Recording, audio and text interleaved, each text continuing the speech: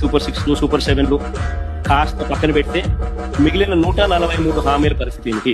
అందులో మచ్చుకు కొన్ని చెప్తా. బీసీ ఎస్సీ మైనారిటీలకు 50 ఏళ్ళకి పెన్షన్ కట్, వాలంటీర్లకు 10,000 జీతం, 10,000 కదా దేవుడు అడుగుతున్న వాలంటీరే కట్టు, పెళ్లి కానుక 1,00,000 కట్టు, పెట్రోల్ డీజిల్ ధరలు తగ్గింపు అన్నాడు.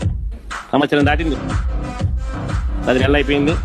ఈ సంవత్సరం కొత్త బడ్జెట్ తగ్గించే కార్యక్రమాలు ఎక్కడ కనిపించము. చంద్రన్న బీమా అన్నాడు, సహజ మరణానికి 5 లక్షలు, ప్రమాదవశాత్తు మరణిస్తే 10 లక్షలు అన్నాడు.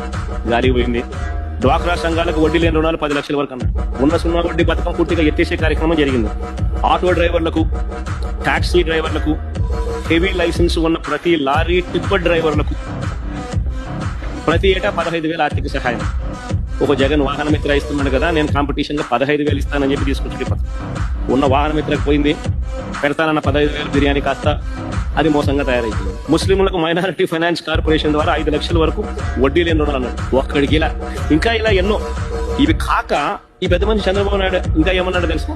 ఇది వెరీ ఇంట్రెస్టింగ్. ఇదంతా మీరంతా వినాలి. జగన్మోహన్ రెడ్డి పెట్టిన సంక్షేమ కార్యక్రమాలు ఆగిపోవు. ఇంకా మెరుగైన సంక్షేమ కార్యక్రమాలు ఇచ్చి మిమ్మల్ని ముందుకు తీసుకుపోతామని హామీ ఇస్తున్నా. మనం హామీ ఇచ్చాం, సూపర్ 6 చెప్పాం, చూస్తే భయం వేస్తాం, ముందు కదలలేకపోతున్నాం. ఈ విషయాలు రాష్ట్ర ప్రజానికం కూడా ఆలోచించాలి.